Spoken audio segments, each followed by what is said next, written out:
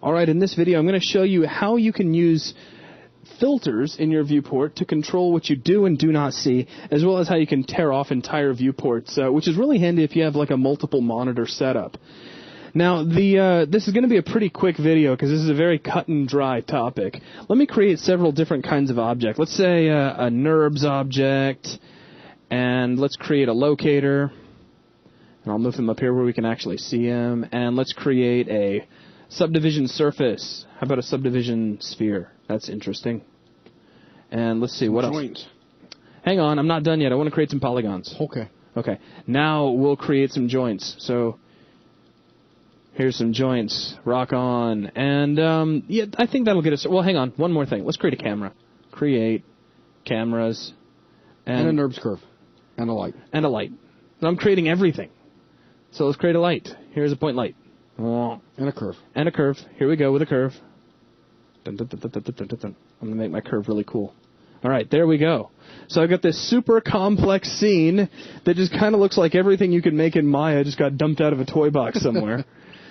And under your show menu here in your viewport, you have a way to control what you do and do not see as far as, well, you know, what's visible here in your viewport. Right now, everything is checked. You'll notice a check next to everything. Anything you switch off will go away. So right now, of course, this applies to just this viewport. That's right. That's right. This is viewport specific. So if let's see, there's a nice shot of everything there in the top view. If I come under Show and choose NURBS Curves to switch that off, boom, I no longer see that nice pretty curve that I made over here, but it's still visible in the top. Well, it's actually here in the front and side views, though we're kind of looking right down. Right. So let me pop back here into the perspective view. We can switch any of these that we don't want to see. So I can kill out NURBS surfaces, or a little sphere went away. I can kill out polygons. I can kill out subdivision surfaces. Also, I have Show All and Show None. Why would you use Show None? Well, that's because you could say Show Nothing at all, but then all I want to see is NURBS curves. Mm-hmm. So it's a really fast way to control exactly what you want to see, exactly when you want to see it. Now, there's some other things you can switch on and off, too, such as whether or not you want to be able to see NURBS CVs when they're visible, or hulls. Also the grid, which I've shown you earlier, so you can hide away the grid if you don't want to see it on a local level. The NURBS CVs and NURBS hulls, Zach, let's just not worry about that now.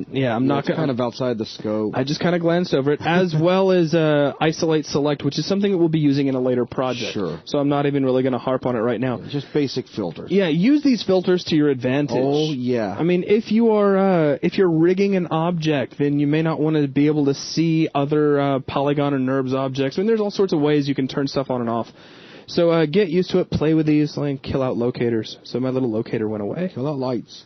Kill out lights. Where's lights? It's in here somewhere. There it is. Boom. So there you go. Just, again, just play with these and get used to them. The more you use Maya, the more you'll find yourself digging in here and using these. We will be using these. We'll be using them a lot in the projects, yeah. Now, down from here, we have the panels menu, which a lot of this is going to become applicable as we work through, such as switching between different perspective cameras, different orthographic cameras, looking through selected objects, the different panels that you have access to, which we've kind of already talked about in the introductory lesson over viewports, the different layouts, which will be covered later, as well as saved layouts.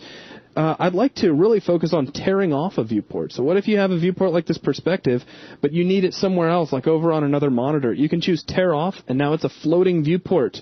That's all you have here is just the viewport. And we could take this, and if I had another monitor, I could slide it over there. I could really put it anywhere I wanted to. Could minimize Maya and scoot Maya completely out of the way. You know, all sorts of things I can do. So really, let's go ahead and close you out. Let's maximize everything back up. Now, with that, that's everything I really wanted to talk about. Yeah, I think that's pretty much going to wrap up all the advanced viewport topics that we wanted to cover before we start diving into the projects. Indeed. I mean, there's a few more things that's up underneath the menus we haven't talked about, but they're going to come up at the right moments inside the projects, and we'll talk about a lot of the stuff we haven't talked about is really, really specialized, specific stuff. Right. So with that is going to wrap up this video and this lesson. So thanks a lot.